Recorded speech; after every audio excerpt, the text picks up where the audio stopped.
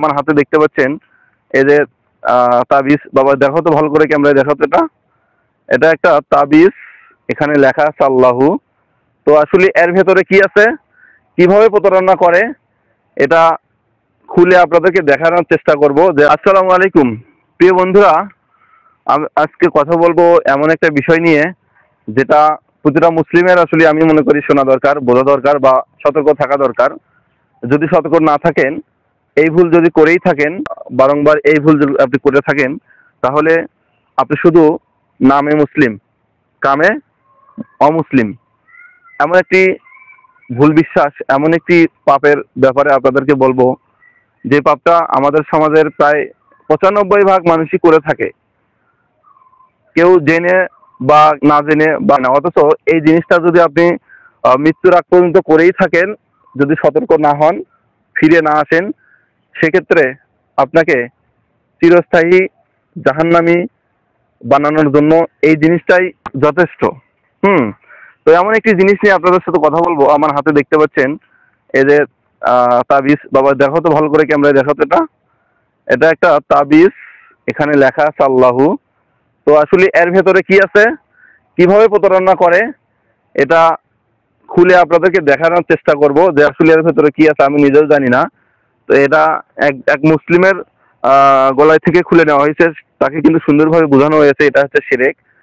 আপনি যত বড় পাপই, মানে পৃথিবীতে যতগুলো পাপ আছে, সুদ খাওয়া, জেনা করা, মানুষ খুন করা, বা ডাকাতি করা, চুরি করা, যত পাপ আছে, সব মানে সবগুলো পাপের চেয়েও কিন্তু এটা কিন্তু জঘন্য একটা পাপ, যেটার কথা আল্লাহ কোরআনে বলছে। যদি কোনো ব্যক্তির শিরক থাকে, সে তাকে কিন্তু আল্লাহ তাআলা ক্ষমা করবেন না। তো এত বড় পাপ থেকে অবশ্যই সকলকে সতর্ক হওয়া দরকার। তো প্রিয় বন্ধুরা, আপনাদের মূল্যবান সময় নষ্ট করতে চাচ্ছি না। যে আসলে এর ভেতরে কি আছে, এটা আপনাদেরকে দেখাতে চাচ্ছি। চলুন দেখি এর ভেতরে কি আছে, কিভাবে মানুষকে প্রতারণা করায়। হ্যাঁ, কিভাবে মানুষকে প্রতারণা দেয় এক এক ধরনের অসাধু এই তাবিজ ব্যবসায়ীরা। আপনারা লক্ষ্য করুন, আমি খুলবো, খোলার চেষ্টা করবো এর ভেতরে কি আছে। এই ক্যামেরায় সুন্দর করে দেখাও তো। এটা এটা সুন্দর করে এটা দেখাও। আসলে এর ভেতরে কি আছে আপনারা যদি দেখেন, দেখা যাচ্ছে। দেখুন, এটা একটা টিনের, মানে একটা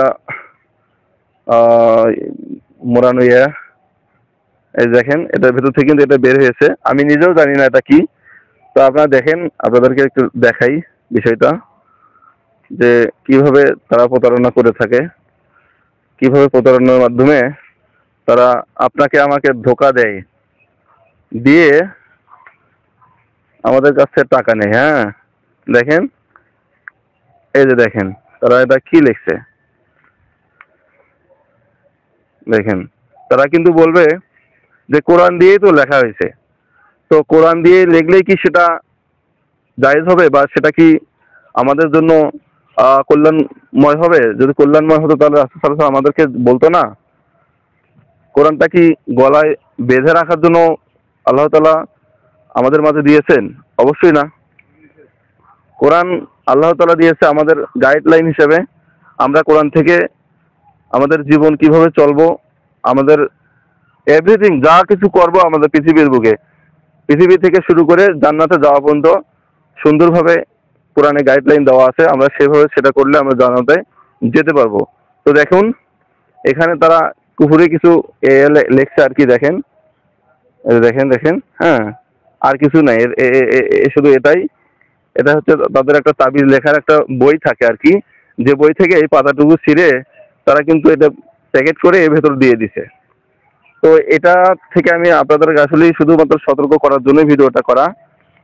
প্রিয় বন্ধুরা, আসুন আমরা যদি নিজেকে মুসলিম দাবি করি, তাহলে অবশ্যই এই কাজগুলো থেকে বিরত থাকা দরকার। তা না হলে এত বড় পাপ নিয়ে যদি আমরা কবরে চলে যাই, মাপ চাওয়ার সুযোগ না পাই, তো সেক্ষেত্রে আমাদের কিন্তু মাপ হবে না।